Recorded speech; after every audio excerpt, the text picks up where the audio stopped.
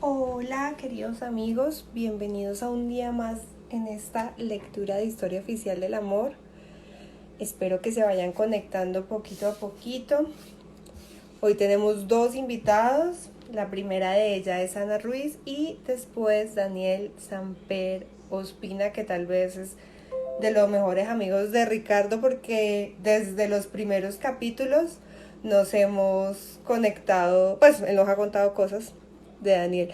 A ver, miremos por aquí si está Ana, no, no está Ana todavía, pero vamos a ver si ella nos puede escribir. ¿Cómo han estado? Son días bastante raros. Un saludo a todos los que siempre nos ven. Yo creo que deberíamos, mientras llega Ana, decirle a Erika que hable. Erika Luceo Botero, que siempre está ahí desde el primer día. ¿Qué te parecería aparecer aquí? Y hablando de eso, ¿a ustedes les gustaría, como no sé, un día que habláramos, que ustedes fueran los que estuviesen aquí? Hola, el fan fatal. Saludos para ti hasta Medellín, desde Manizales a Medellín. Vamos a ver dónde estará Ana. Ana, Ana, Ana. Ana Ruiz, aquí está. Voy a verlos, como siempre. Hola, Margarita. Aquí estoy. Hola, uy, qué cabello tan Hola, hermoso. Me encanta el ¿qué tal? cabello. Buenas noches. Buenas noches, bienvenida. ¿Cómo estás? Bien, bien, bien, muy emocionada. ¿Un poquito nerviosa o más o menos o No, no? no, no, Ah, no. A mí me gusta la lectura en voz alta. ajá. La practico cada vez que puedo. Ah, Pero muy emocionada porque es que esta es una iniciativa preciosa y esta novela yo me la degusté recién salida. Así que pues es un placer enorme. ya va por la edición como número 10 más o menos, imagínate. O Bárbaro. sea, bárbaro, rompiendo Sí, récords de lectura en Colombia. súper. Pues aquí hay una pregunta ya institucional y es ¿cómo te conociste con Ricardo? ¿Cómo es tu relación de amistad con él o lo que nos quieras Uy. compartir? Pues? Uy, uy. Pues mira que conocí primero a la mamá de Ricardo, a ¿No? Marcela. Por eso además leer la novela fue para mí tan bonito, porque la conocía a ella. Y a Ricardo, pues realmente lo conocí más en las vides de la política que de la literatura, preocupados por qué hacer, eh, qué hacemos, cómo nos movemos, es importante en muchos momentos claves de la política. Eh, y ahí lo conocí y bueno, desde entonces me parece que es una persona entrañable, así que le he guardado un cariño todo el tiempo, aunque haya pasado mucho tiempo sin vernos. Sí, no, Sí. pues también tú eres una persona entrañable para él porque cada persona que ha estado aquí en esta lectura, pues tiene una relación de alguna u otra manera muy fuerte con él, incluso aunque no se conozcan en la vida real, como ha pasado con lectores, Ajá. incluso con la lectora que fue la persona que ideó esto. Entonces, pues qué chévere en Seguramente. realidad que nos acompañes. Seguramente, en otro tiempo, seguramente por lo que la gente escribía, por cuando publicaba, pero hoy en día, pues, personas que no publican, incluso tienen un contacto casi cercano y casi de amistad por las redes sociales, ¿no? Y ahí uno, si sabe leer entre líneas, va descubriendo personalidades y maneras de abordar las cosas. Yo le Una tengo un manera de cariño estar en enorme. el mundo y de contarse y de conectarse y sobre todo ahora pues Sí. va siendo la única en realidad, quedó siendo la única casi. Sí. Bueno, pues Ana, para las personas que no conocen a Ana, ella actualmente es la gerente del Canal Capital, columnista de Semana, y los dejo con el jueves 17 de febrero de 1966. ¿Qué página es en el libro? ¿Tienes el libro? A ver, 397, página 397, jueves ya, 17 de febrero de 1966. Además, me encanta que me haya tocado este capítulo porque es mi año de nacimiento. Mira, Entonces, sí, sí, sí, me siento muy, muy, curiosidad. ay, sí, Ujú. sí, Para sí. completar la cantidad de cosas La azarosas, magia, para la completar la magia. magia. Sí, hasta Sí, Wuhan sí, sí. apareció en el libro, puedes creerlo, y en ese momento, ¿quién iba a saber que para nosotros de ahí saldría todo lo que nos hace estar leyendo el libro? Pero bueno, Hermano. yo te dejo, sí, imagínate, yo te dejo para leer, para que leas el capítulo, y a los que llegan tarde o nos están viendo después, está en YouTube toda la lectura, por si se quieren desatrasar, estamos leyendo Historia Oficial del Amor de Ricardo Silva Romero. Ahí te dejo.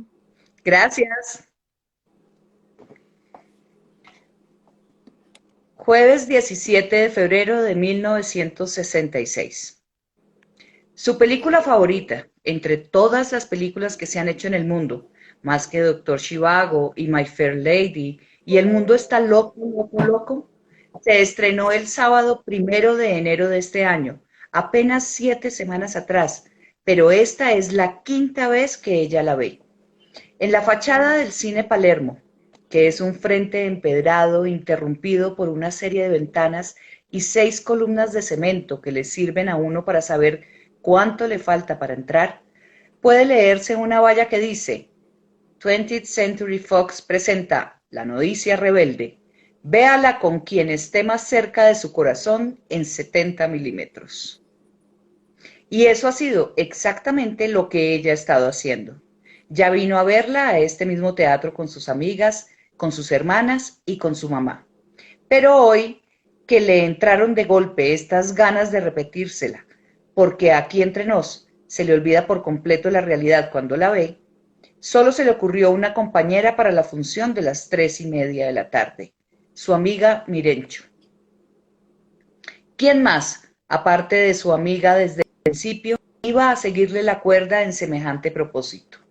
Esta fila sigue bajando por la calle 45 hasta la avenida Caracas, como si el mundo se fuera a acabar o solo quedara esta última oportunidad para ver a la familia Von Trapp escapándosele de canción en canción a un país y a una tiranía que quería someterlos.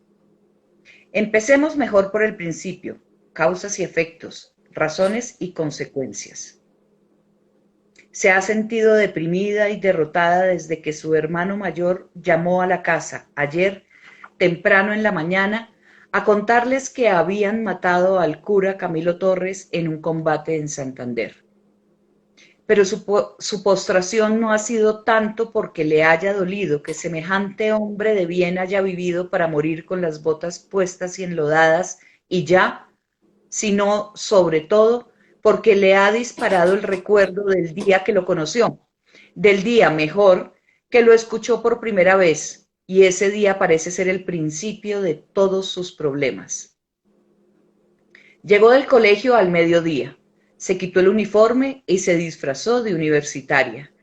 Dijo a su mamá: mamá, voy a hacer tareas en la casa de una compañera.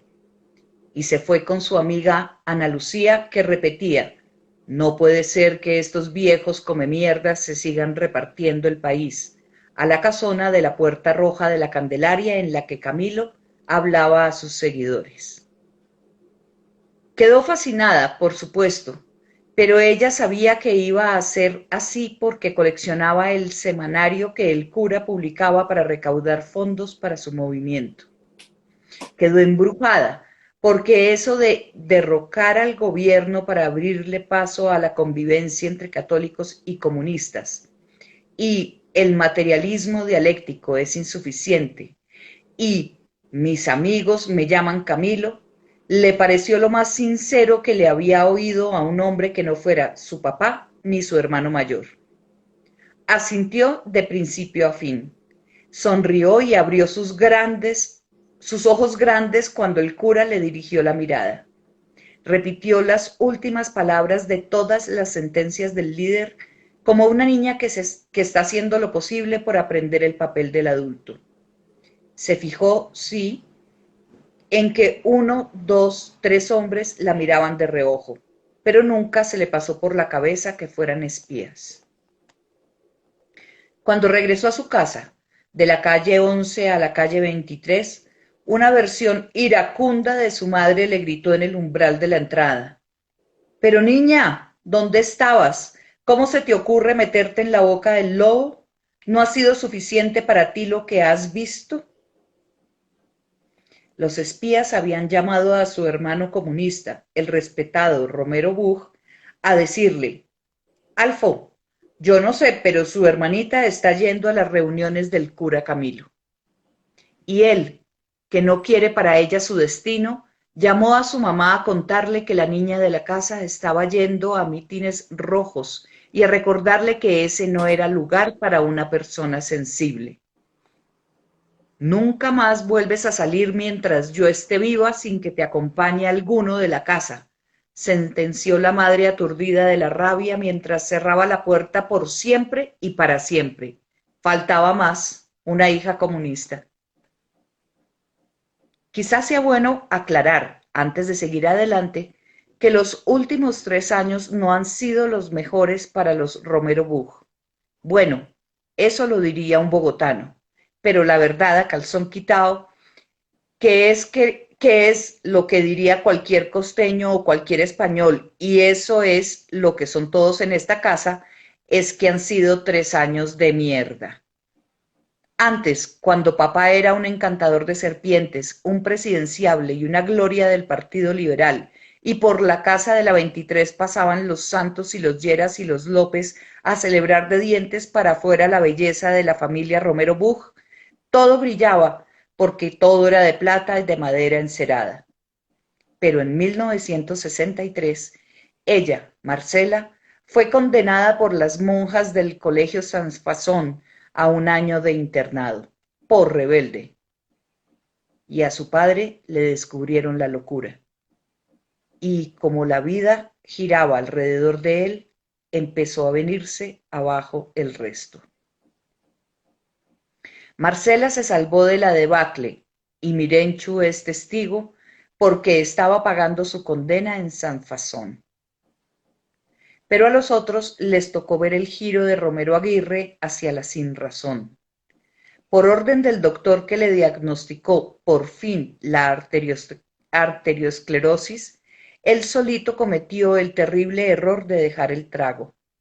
Y entonces acabaron de endurecérsele las arterias y ya no fue solo el padre adorable y campechano que podía ser a ratos, y el crítico del país de lengua viperina que hacía reír incluso a sus enemigos, sino sobre todo ese poseso de quién sabe quién que estallaba de golpe y día a día iba soltando las riendas de su cuerpo y perdiendo el pulso en su propio personaje. Un día le daba una serenata descarnada a mamá. Aurora de rosa en mi amanecer, de tus ojos, Aurora, que no eran míos, por teléfono desde alguna de sus correrías. 24 horas más tarde aparecía en la oscuridad del cuarto de sus dos hijas mayores, de Carmen y de Mercedes, y les gritaba: en esta casa va a ocurrir un crimen que va a conmover al mundo, bajo la luz mortuoria de una vela y con un cuchillo en la otra mano. Marcela, que entonces tenía 14, corrió con suerte. Un par de veces en los días de visita en el internado, Romero Aguirre le apareció con alguna amante de aquellas por las que lo dejaba todo para siempre, unas semanas no más. Te presento a Betty, mija. Pero a ella no le tocó verlo desencajado en las madrugadas, ni esperó mucho más de él, pues desde que tiene uso de razón ha sabido que su padre es un hombre incierto, que puede ir de su famoso "para ti el sol, la luna y las estrellas" a su infame "lo mejor es que te metan de interna las monjas francesas para que aprendas de una vez la disciplina, Marcela Tiburcia Lorenza". Mercedes, que tenía 25, sí acusó recibo de la debacle y se replegó detrás de sus estudios de Juan de Castellanos. Así que no diré cuentos fingidos ni me fatigará pensar ficciones. Carmen, que tenía 24 y era ya la más bella juez de la República, empezó a hacer un puño de nervios. Un día perdió completamente los estribos porque un abogado que acababa de decirle "usted es brillante" se ofreció a pagarle el pasaje de bus de regreso. «Usted me está comprando», le gritó con los ojos colosales. Por atar los cabos mal y estallar en pedazos, pasó una temporada en la clínica de reposo de la calle 34 con la carrera séptima. Y cuando regresó a la casa, a adorar como a su Dios a un padre ateo que de madrugada era un fantasma maltrecho, capaz de cualquier cosa, y de día era un gigante cariñoso y enamorado de sus hijos, se encerró a leer su edición pequeñita y verde de Aguilar de 3 obras teatrales de Henrik Ibsen. Releyó El pato salvaje durante todo septiembre del 63, sin parar, porque según dijo la única vez que habló sin parar, es sobre decirse mentiras para sobrevivir, sobre la estupidez trágica y el error de principiante de decirse la verdad, sobre inventarse una familia alrededor de un personaje mítico y más grande que el mundo, sobre una hija que está dispuesta a lo que sea con tal de que su padre no la deje, sobre él, sobre mí, sobre... Si usted les pregunta a Mercedes y a Carmen por su padre, en fin, ellas le jurarán por Romero Aguirre que Romero Aguirre es perfecto, pero llevarán por dentro toda la verdad y seguirán estudiando y leyendo a puerta cerrada como Alonso Quijano. Si usted les pregunta por papá a los 2 hijos menores, a Sebastián y a Diego, dirán que a veces es gracioso y a veces temible y que lleva años yendo y viniendo como si la casa no fuera su casa sino su hotel. Pobre mamá. Si le preguntan a Alfonsito, el mayor, el delfín, ¿cómo ve a ese hombre imborrable que él ha tratado de descifrar desde niño?, responderá que es que uno no puede hacer pactos con el diablo. Si le pregunta a Marcela, le contará que hace 2 años, cuando volvió del internado, tuvo la sensación de que no iba a ser fácil resistir en esa casona que ahora le parecía más bien una mansión embrujada. Seguía siendo solemne, con su comedor formidable, su biblioteca abrumadora, su misteriosa escalera para las 6 criadas, su garaje donde cabían 3 carros uno detrás de otro, su cocina de restaurante de antes del 9 de abril, su patio de atrás y su patio de más atrás, que era el patio del carbón. Y sin embargo, algo muy difícil de precisar, quizás ella había cambiado sin remedio. Estaba allí la oficina de Romero Aguirre, su padre.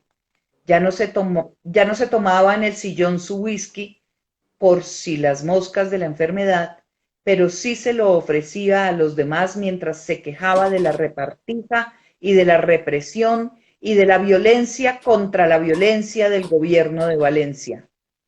Aún se reunía con Jimeno, con Vidales y con Díaz Granados, a conspirar en vano, pero ya nadie lo quería de candidato por gritón, por frentero, por vulgar, por haber vuelto rojismo su gaitanismo. Del lado de un dictador, por Dios, decían. Y entonces escribía y escribía y escribía sus libros desde las 4 de la madrugada y se iba a dormir a las 6 de la tarde. Recibía a sus clientes, a sus representados en la tarde, y de vez en cuando eran marchantas que le decían: «Doctor Aguirre, es que no he tenido buena clientela», y él se veía obligado, entre comillas, a meterles la cabeza entre los pechos en busca de alguito de dinero. Para Marcela fue duro irse y no fue fácil regresar. ¿En qué momento, de 1963 a 1964, el barrio Santa Fe se había vuelto este sitio tan tenso? ¿Cómo habían logrado que los tipos más peligrosos del sector dejaran de decirle: «Doctor Aguirre, déjeme ver su televisor por la ventana»? ¿Era por eso que les habían puesto esas piedras y esas cortinas gruesas a las ventanas? ¿A qué hora de qué día se había vuelto lo común que su papá se fuera de la casa y volviera cuando le diera la gana a gritar que el tiempo se le había arrodillado a la candidatura presidencial de Gerard Restrepo? ¿Cuándo se había vuelto repetitivo que mandara de vuelta a la casa sus maletas con don Avelino, el chofer? ¿Sería cierto eso de que un mitin en la biblioteca terminó a puñaladas el año pasado? ¿Cómo habría sido ese día en que Romero Aguirre hablaba y repetía que no iba a volver a tomarse ni un solo ron porque estaba prácticamente seguro de que esa noche le había disparado a otro hombre? ¿Y entonces papá dormía con un zapapico en su mesa de noche? ¿Y mamá dormía en el cuarto de sus hijas por si acaso? Romero Bug, su hermano mayor, el maoísta imponente, ya no tenía tiempo para reemplazar a su padre. Ya no le exigía a Carmen que no se metiera con el compañero negro en el que no confiaba, ni le prohibía a ella que se pintara los ojos. Se había dedicado a defender a los trabajadores de las empresas públicas y a tomar café en el Cisne con los poetas comunistas. Y ya no había esplendor ni había autoridad en esta casa. Cuando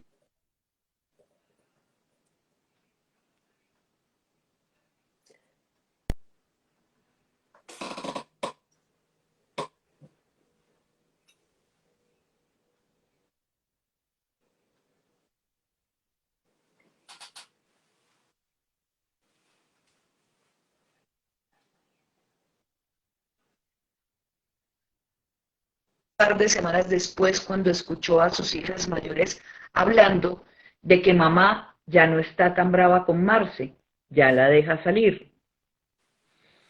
Usó sus métodos para averiguar, y apenas lo supo todo, que en resumen era: mi hija menor está siguiendo los malos pasos de mi hijo mayor. Decidió poner las cosas en su sitio. Simplemente, sabiendo que nadie contaba ya con él en esa casa, la esperó detrás de la puerta de la entrada. Ni siquiera se sentó, dijeron Sebastián y Diego, con la convicción y la paciencia de un demente. Marcela estaba con Nidia, la cuñada que tanto quiere, que le habla de la revolución y de lo humano y del maldito Frente Nacional, pues ha estado enseñándole a leer a la empleada que cuida a sus 3 sobrinos. Se despidió porque ya eran las 4:30.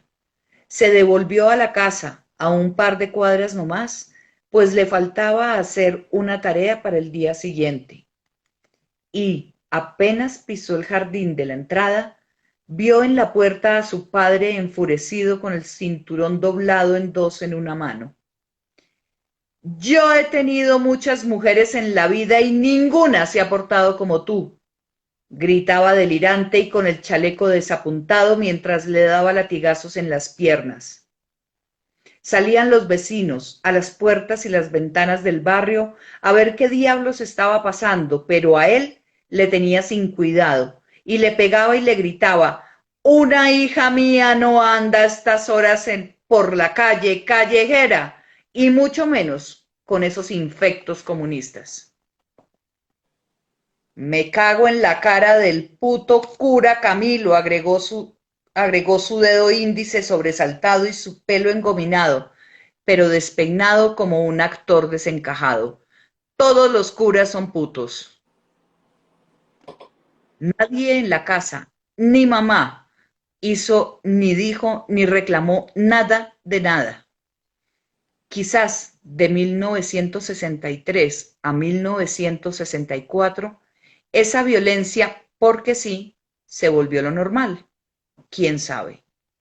En el Sanfazón, en cambio, la hermana Isabel le preguntó enfrente de sus amigas: Marcela, ¿pero qué le pasó en las piernas? ¿Pero por qué le pegó? Y fue por eso que apenas dejó a su amiga Mirencho en su casa y siguió por la carrilera a la suya, que pensó que lo mejor iba a ser irse para siempre. Cuando uno tiene 16 años es ciego al futuro y prefiere la muerte a rezar. Quiere sacar de la mesa de noche de su madre un frasco de pastillas y tragárselas todas, pero se arrepiente porque una cosa es matarse y otra cosa es morirse. Y porque lo único que hay en el cajón son sulfas y son muy pocas. Y se ve a sí misma poniéndose a vomitar como una heroína romántica que se dice qué desgracia y qué raras estas ganas de vivir. Y vuelve del horror y del mareo con la impresión de que solo su hermana Carmen, que ha vuelto a leer El Pato Salvaje, ha entendido el asunto, su desesperación. Mejor no, mejor vivir. Pero qué extraño, sí, es tener ganas de algo que ninguno va a entender. El año 1965 fue mejor, porque ella se dedicó a lo suyo. Cuando vio a su madre triste, tejiendo, a la espera de que un día volviera su marido, se quedó muda. Cuando notó que la pobre no tenía paz si el esposo estaba en casa, prefirió callarse. Se dedicó a pintar bodegones y paisajes al óleo y a ver películas para hacer lo que el hombre vino a hacer a la tierra, escaparse del mundo. Cuando vio a su papá en su habitación completamente embrujado por sus bodegones de grutas y sus paisajes, y diciéndole, yo nunca jamás habría podido pintar nada como esto, solamente asintió. Cuando la acompañaron todos mientras recibía con su uniforme de lazos y su peinado a la moda el diploma de bachiller, simplemente sonrió y dio las gracias como si ya no fuera la niña rebelde que no se dejaba de nadie. Por lo menos tengo a Mirenchu, pensaba. Nunca una amiga quiso tanto a otra amiga. Pero a principios de este año, cuando su padre dejó de enviar a la casa el dinero que era de su madre, no pudo más. Ya las tiendas se negaban a fiarles. Ay, mi señora. Ya a nadie del barrio le hacía gracia que Romero Aguirre, que estaba gastándose el dinero de su mujer, la reserva que le quedaba por si acaso otro 9 de abril, en una supuesta campaña presidencial contra Lleras Restrepo, pasara por los andenes amplios de la mañana y dijera a los transeúntes, voy a llevarles el pan a mis mujeres, ja. Carmen se veía cada vez peor, bellísima pero quebradiza. Mercedes no quería saber mucho de nada. Sebastián y Diego hacían lo mejor que podían. Y a Marcela le pareció que lo mejor que podía hacer, aunque mamá le rogara que no lo hiciera, era llamar por teléfono a su padre y decirle, cumpla con su obligación, viejo pendejo, que esa plata no es suya. Fue Alfonso, su hermano mayor, el que llamó a papá a decirle que iban a impedirle que siguiera sacando dinero de las cuentas de la familia, si tú ni vives ya en esta casa. Pero fue ella, Marcela, que en septiembre va a cumplir 18, quien impidió el día antes de ayer que Romero Aguirre volviera a casa. Llegó el chofer de siempre con las maletas de siempre, y en la puerta de la entrada, mientras su familia la observaba, entre fascinada y aterrada, ella misma le dijo, dígale a su jefe que él ya no vive aquí y que cambiamos las guardas porque no es bien recibido. Sin dudar ni un solo segundo, y luego se encerró y se negó a pasarle al teléfono a su padre estupefacto e iracundo. Ayer, cuando volvió de la universidad, una llamada de su hermano Alfonso le ayudó a que la rabia se le volviera tristeza. Mataron a Camilo Torres. Y hoy amaneció con la sensación de que la solución iba a hacer volver a ver la novicia rebelde. Se lo dijo a Mirenchu, y la pobre se resignó a acompañarla hasta el cine Palermo, después de la universidad, una vez más.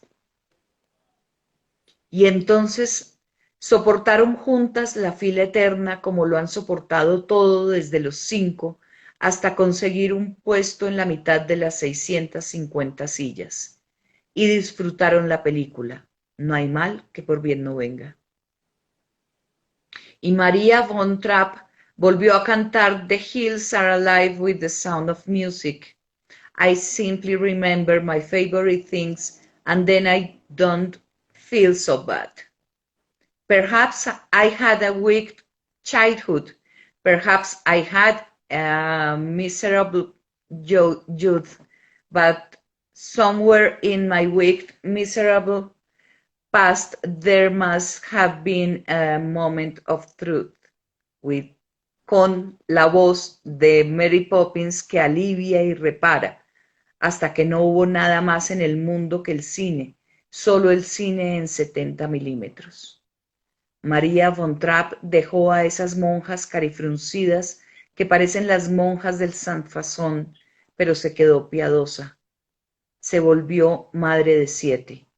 Se enamoró por defecto del padre de sus hijos. Después del intermedio se descubrió en Salzburgo, en tiempos de la invasión nazi que pasa en todas partes, acosada por los pabellones rojos y las esvásticas y los Heil Hitler.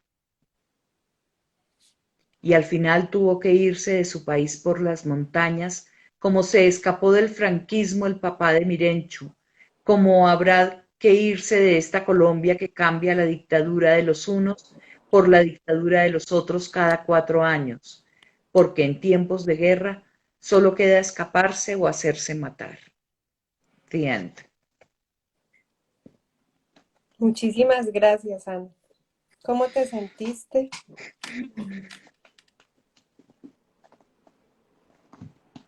Pues se me pone el corazón en Marcela.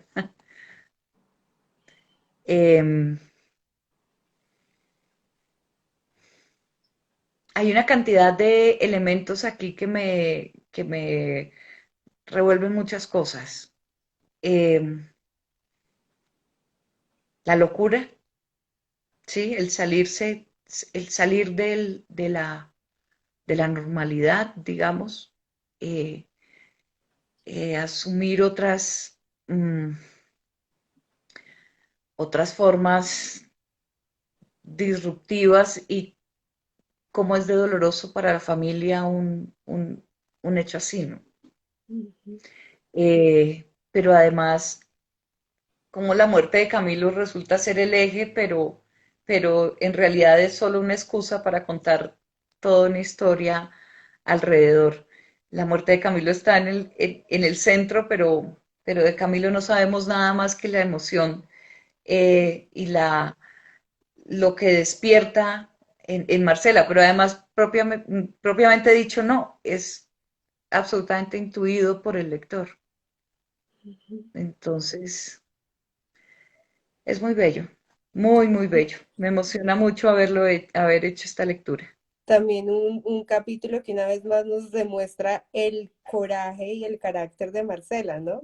Que Tremenda, eso es tremenda, algo que total, atraviesa la novela y que es total. bellísimo. ¿Sabe qué es que usted no vive ya aquí? Sí, Sí, sí, eso sí. sí, responda, pero váyase. Sí, Ajá. sí, Y sí, sí, sí. también otra cosa que también están escribiendo aquí en los comentarios, como la asociación al suicidio y las misteriosas ganas de vivir al final, ¿no? Es muy, también es lindo. Sí, y las disquisiciones adolescentes, ¿no? Ujú. Sí, sí, propio. Me quiero matar porque es que sí, ¿para qué? Pero entonces no tengo con qué, pero es que yo quiero, pero es que no quiero. Eso está muy bien puesto Y aquí. es que no sé cómo se dice, Ishoxa será, dice, cita una parte que es una cosa es matarse y otra cosa es morir. Otra Ah, cosa es no, morirse. Sí, es maravilloso.